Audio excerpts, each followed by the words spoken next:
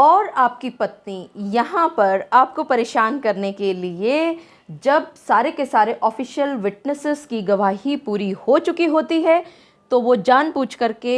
या तो वो आती ही नहीं है, और अगर आती है तो वो किसी न किसी बात पर आपको परेशान करने के लिए डेट ले लिया करती है।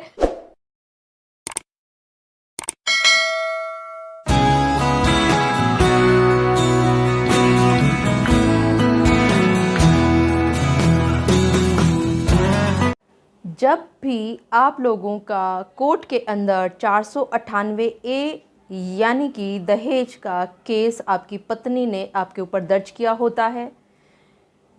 तो सबसे ज़्यादा जिस स्टेज पर आप लोगों को परेशानी आती है, जिसमें बहुत ज़्यादा समय लगा करता है, वो होता है गवाही का टाइम। क्योंकि आप सभी ने ये महसूस किया होगा कि 498 ए के केस में बहुत सारे एविडेंसेस या बहुत सारे जो है विटनेस को बुलाया जाता है। ये विटनेस प्राइवेट विटनेस भी हो सकते हैं, यानी कि आपकी पत्नी और उसके माता पिता, और इसी तरह से ये ऑफिशियल विटनेस भी हो सकते हैं, यानी कि पुलिस ऑफिसर्स इत्यादि। और आपकी पत्नी यहाँ पर आपको परेशान करने के लिए जब सारे के सारे ऑफिशियल विटनेसेस की गवाही पूरी हो चुकी होती है तो वो जानबूझ करके या तो वो आती ही नहीं है, और अगर आती है तो वो किसी न किसी बात पर आपको परेशान करने के लिए डेट ले लिया करती है, और यहीं पर आपको सबसे ज़्यादा परेशानी हुआ करती है। और इस परेशानी से आपको कैसे निजात पानी है, आज के इस वीडियो में मैं आपके साथ इस बात पर चर्चा करने वाली हूँ। मैं एडवोकेट मोहिनी मोना आप सभी का पुनः स्वागत करती हूँ, और आप सभी देख रहे हैं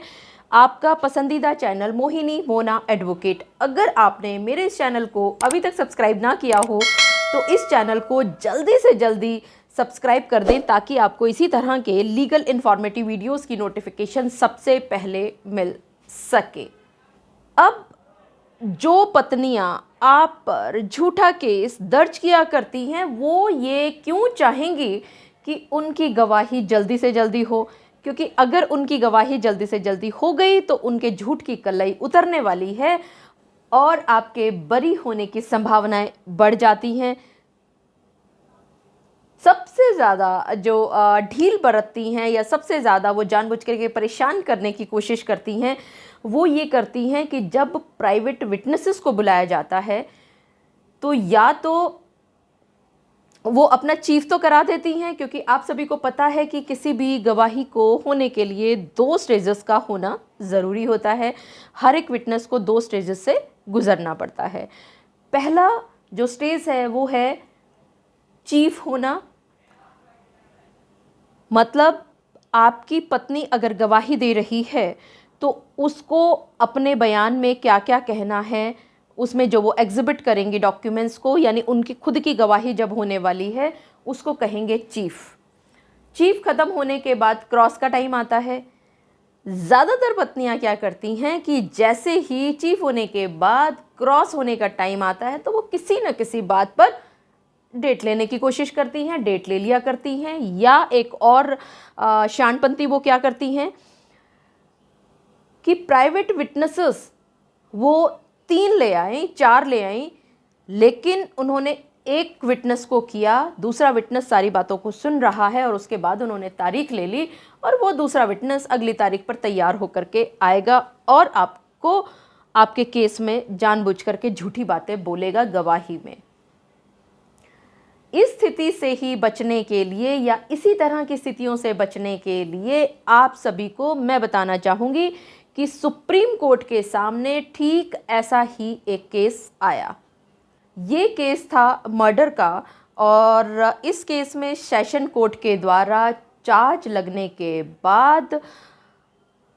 अक्यूज को लाइफ इम्प्रिजनमेंट की सज़ा दे दी गई। ये केस हाई कोर्ट में गया और हाई कोर्ट में ये कहा गया कि 3 प्राइवेट विटनेसेस थे इस केस में, और उनकी गवाही एक साथ न होने की वजह से इसका फ़ायदा दूसरे गवाह ले गए और उसको अक्यूज को लाइफ इम्प्रिजनमेंट की सज़ा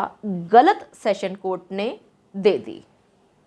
हाई कोर्ट ने सारी बातों को सुनने के बाद ये कहा कि इस केस में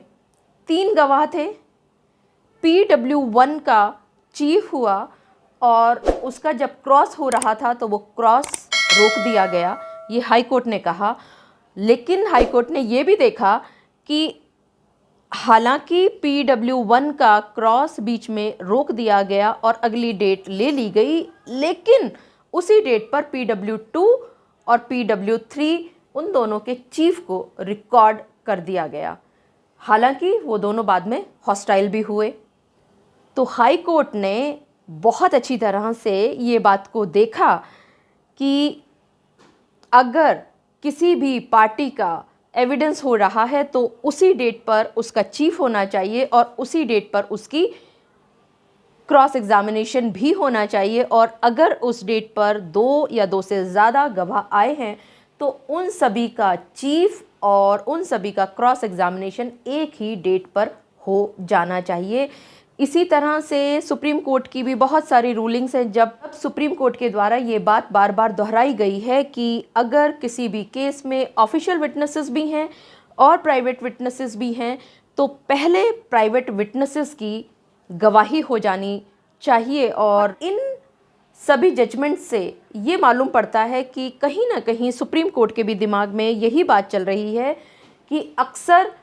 प्राइवेट विटनेसेस बाद में या तो हॉस्टाइल हो जाया करते हैं या कोर्ट में आना ही गवारा नहीं समझते, तो क्यों कोर्ट का समय व्यतीत किया जाए, क्यों कोर्ट का टाइम खराब किया जाए, पहले ही प्राइवेट विटनेसेस की गवाही और उनका क्रॉस एग्जामिनेशन कंप्लीट कर लेना चाहिए। और इलाहाबाद हाई कोर्ट की भी और सुप्रीम कोर्ट की भी मंशा इन सभी केसेस में फैसला देते वक्त यही रही है कि जो ट्रायल है वो फेयर तरह से हो और प्रॉपरली वो हैंडल हो सके। क्योंकि ये अक्सर महसूस किया जाता है कोर्ट के अंदर प्रैक्टिकली कि अगर किसी भी विटनेस की गवाही करते करते बीच में क्रॉस को डेफर कर दिया जाता है और उसमें तारीख ले ली जाती है तो कहीं ना कहीं उसके हॉस्टाइल होने के चांसेस बहुत ज़्यादा हो जाया करते हैं।